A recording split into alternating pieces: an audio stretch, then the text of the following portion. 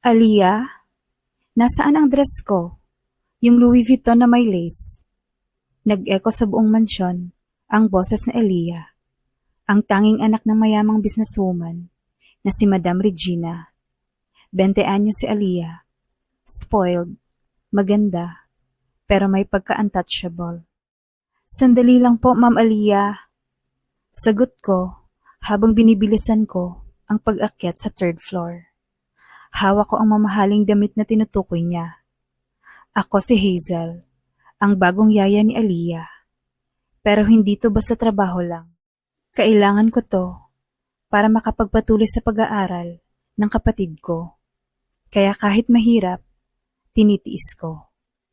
Nang makita niya ako, inirapan niya ako, sabay sabing, "Ang bagal mo. Next time, I'll have you replaced." Tahimik lang akong ngumiti, pero sa likod ng ngiti ko ay bumibilis ang tibok ng puso ko. Kasi kahit mataray siya, hindi ko maiwasang humanga sa ganda ni Aliyah. Makinis ang balat, laging mabango, at may titig na parang kaya kang sunugin sa isang sulyap. Lumipas ang mga araw, unti-unti kong nakikilala ang totoo niyang ugali. Sa likod ng pagiging suplada niya, naroon ang lungkot. Madalas siyang umiiyak sa terrace tuwing madaling araw, at ako lang ang nakakakita.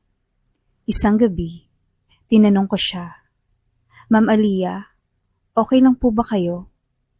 Hindi siya sumagot agad, pero maya-maya, bumulong siya. May masama ba sa pagiging malambot? Napatingin ako sa kanya. Ako na lang palagi ang problema, Hazel. Sa bahay, sa school, sa lahat. Bawal daw akong magmahal ng kapwa babae. Nanahimik ako, pero tumabi ako sa kanya. Walang masama sa pagmamahal, ma'am. At kung sino man siya, swerte siya. Napalingon siya sa akin. Tila nagulat sa sinabi ko. "Bakit mo nasabi yan?" Tanong niya. Dahil kung ako siya, umiling ako. Pasensya na po. Nadala lang ako. Pero hindi niya ako pinagalitan. Sa halip, ngumiti siya. Isang ngiting, ngayon ko lang nakita. At sa gabing iyon, hindi na niya ako tinawag na yaya. Tinawag na niya ako sa pangalan ko. Simula noon, madalas niya akong yayaing magmerienda, mag-shopping, kahit bodyguard lang daw ang dalhin. At minsan, nililibre pa niya ako ng milk tea. Tuwing naglalakad kami sa mall, hawak niya ang braso ko na parang hindi kami magkaibang mundo. Minsan, tinatakpan niya ako kapag may paparazzi. "Kailangan kita, Hazel." Sabi niya minsan, habang nasa sasakyan kami, pauwi. "Ikaw lang yung hindi ako hinuhusgahan." Hindi ko na napigilan ang sarili ko. Hinawakan ko ang kamay niya. At sa unang pagkakataon, hindi niya ito inalis. Gabi na noon, kakatapos lang ng birthday party ni Aliyah. Lasing ang mga bisita, at kami na lang ang natira sa garden. "Hazel," tawag niya. "Po, pwede ba kitang halikan?" Hindi ako nakasagot agad. Bumilis ang tibok ng puso ko. Nanginginig ang kamay ko.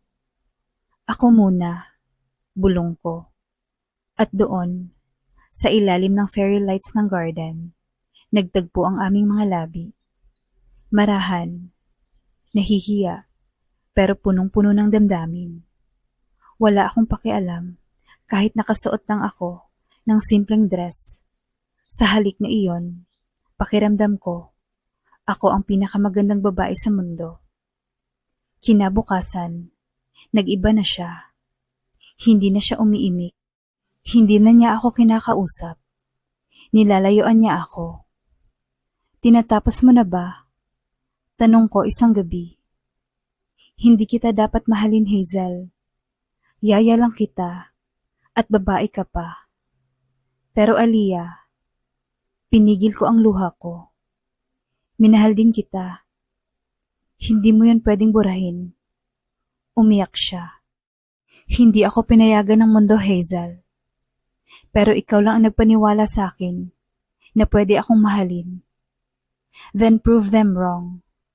Kahit ako lang ang kasama mo, lalaban tayo.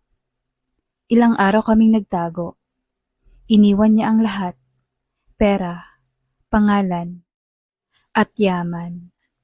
Tumira kami sa maliit kong kwarto, sa Sampaloc. Masikip pero masaya. Doon kami muling nagtawanan. Nagluto ako ng adobo. Sinubuan ko siya. Sobrang kilig ko nang tawagin niya akong baby sa unang pagkakataon. Isang gabi, habang umuulan, nagyakapan kami sa kama. Hazel, bulong niya. Ngayon lang ako naging totoo. At kahit wala akong Bentley, pearls o mansyon, mahal mo pa rin ako. Mahal kita, Aliyah. Sa mansyon man o sa bubong na may tagas. Naghalikan kami. Marahan sa una, pero unti-unting naging mapusok. Hinaplos niya ang pisngi ko at gumanti ako ng haplos sa bewang niya. Ramdam ko ang init ng kanyang hininga sa liig ko.